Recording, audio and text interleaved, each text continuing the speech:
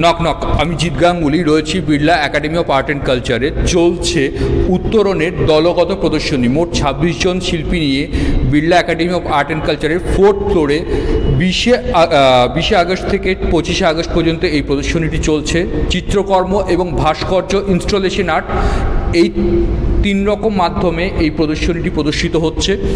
আমরা পুরো প্রদর্শনীটি ঘুরে দেখব এবং যে সমস্ত শিল্পীরা অংশগ্রহণ করেছেন আমরা শিল্পীদের সাথে কথা বলবো। আপনারাও দেখুন প্রদর্শনীটি কেমন লাগলো, মতামতে অবশ্যই জানাবেন। আপনার নাম? আমার নাম নীল দত্ত। আচ্ছা, আপনার মোট কতগুলি শিল্পকর্ম প্রদর্শিত হচ্ছে? এখানে আমার মোট 3টে শিল্পকর্ম আছে, এই পরপর 3টে কাজ আমরা প্রদর্শিত হচ্ছে। আপনার কাজের মাধ্যম তো দেখলাম অ্যাক্রিলিক অন ক্যানভাস।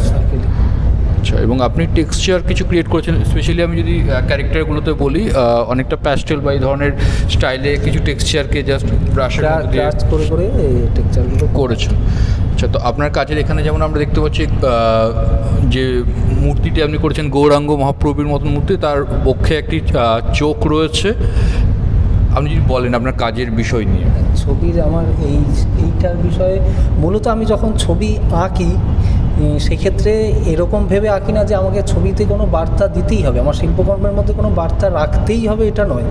কিন্তু ওই করতে করতে হয়তো একটা বার্তা হয়ে যায়। এবার প্রতিটা আমার মনে হয় যে দৃষ্টিভঙ্গি থেকে দেখছে তার মতো করে ছবিটাকে নিয়ে ভাবতে পারে। একটা নির্দিষ্ট এরকম কোনো বার্তা রেখে ছবি সাধারণত সেটা বলছি না আপনাকে। আপনি একটা চরিত্রকে যখন এঁকেছেন তো আপনি গৌরাঙ্গ মহাপ্রভু আঁকবেন বলেই তো শুরুটা করেছেন। হ্যাঁ, একদম।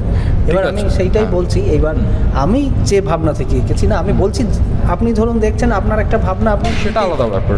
এবার আমি যে ভাবনা থেকে এঁকেছি, আমরা ছোট থেকেই আমাদের যারা আমরা বাঙালি বিশেষ করে গৌরাঙ্গ মহাপ্রভুকে সবাই জানি এবং সব ভারতবাসী জানে। খুব ওনার যে হৃদয়ে সমস্ত অবহেলিত লাঞ্ছিত মানুষের জন্য কাঁদ্য সব সময়। এমনকি আমরা এটাও শুনেছি যে জগাই মাধাইয়ের মতো দস্যু তাদেরকেও উনি বসে ঠিক নয়, উনি তাদেরকে সঠিক পথে নিয়ে এসেছিল।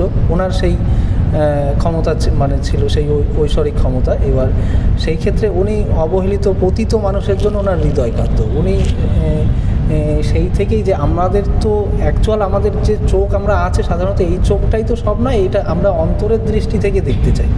যে দেখতে পারে সেটাই আমি এই ছবিটা এটাই বলতে চেয়েছি, অন্তর্দৃষ্টি।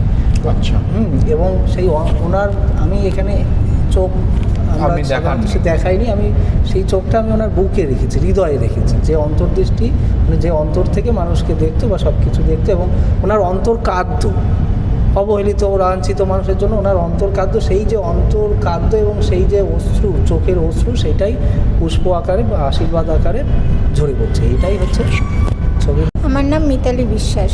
আচ্ছা, আপনার মোট কতগুলি শিল্পকর্ম প্রদর্শিত হচ্ছে? এখানে 3টি ক্যানভাস প্রদর্শিত হচ্ছে। 3টি ক্যানভাস প্রদর্শিত হচ্ছে এবং আপনার মাধ্যম acrylic on canvas. Acrylic on canvas. আচ্ছা, আমি যদি দেখি যে আপনার ছবিগুলিতে মূলত নারীকে রিপ্রেজেন্ট করা হচ্ছে, তার ড্রেস দিয়ে আপনি রিপ্রেজেন্ট করেছেন এবং তার এখানে একটি হাতের ছাপও রয়েছে রক্তাক্ত।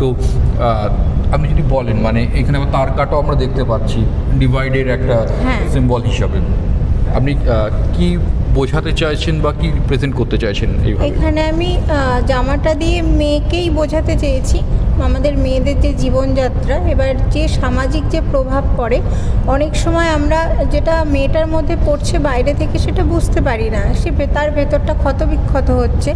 সেটা হতে পারে তার সঙ্গে একটা সাংঘাতিক কোনো ঘটনা ঘটছে, তো সেটা হতে পারে যে মানে আমরা যেটা দেখছি এখন সমাজে ঘটছে এটাও হতে পারে, বা কোনো মানে কথার মাধ্যমে আমরা যেটা বলি বাক্যবাণ, মানে আমরা কথাতে আগত হচ্ছি। তো সেটাই, এটা আমি ছাপের মাধ্যমে বোঝাতে চেয়েছি যে আমরা সেটা নিয়ে চললেও ছাপটা থেকেই যায় বা ছাপটা পড়ছে, আমাদের উপরে এফেক্ট পড়ে। এই ঘটনাটাই আমি আর কি বোঝাতে চেয়েছি। আপনার ছবির মাধ্যমে আপনি বোঝাতে চেয়েছি। আপনার নাম? অনুপ কুমার বিশ্বাস। আচ্ছা, অনুপবাবু, আপনার 2টি শিল্পকর্ম প্রদর্শিত হচ্ছে এবারে প্রদর্শনীতে। আচ্ছা, তো আপনার কাজের মাধ্যম রয়েছে অ্যাক্রিলিক অন ক্যানভাস। আমি এখানে দেখলাম একটি পুরুষ অবয়ব, তার যে অস্থির যে খাঁচা সেটি ভেঙে গেছে এবং একটি নারী উড়ে যাচ্ছে। শহরের একটা ইমেজ আপনি দেখিয়েছেন, সিটিস্কেপ, এবং দুখান খাঁচা, সেই খাঁচার যদি এটা দেখি আমাদের পাঁজরের মতন অনেকটা দেখতে। আপনি কি রিপ্রেজেন্ট করতে চাইছেন, মানে এটা কি এই ছবির মাধ্যমে? আমি যেটা এখানে দেখাতে চাইছিলাম যে একটা খাঁচা তৈরি হয় শুধুমাত্র একটা পাখিকে বা কোনো একটা জীবকে আটকে রাখার জন্য। তো এইখানেও সেরকম একটা খাঁচা মানে খাঁচা যখন জীবটা সেই ভেতরে থাকে বা একটা পাখি সেই খাঁচার ভেতরে থাকে তখন তার আনন্দ থাকে যে আমি এখন পরিপূর্ণ। যখন সেটা পাখিটা সেই খাঁচার থেকে বেরিয়ে যায় তখন তার অবস্থা কি হয়, তার যন্ত্রণাটা কি হয়, মানে তার পুরো ভেতরটা পুরো ফাঁকা হয়ে যায়। এই মানে খাঁচাটার যন্ত্রণাটা যন্ত্রণাটা হচ্ছে।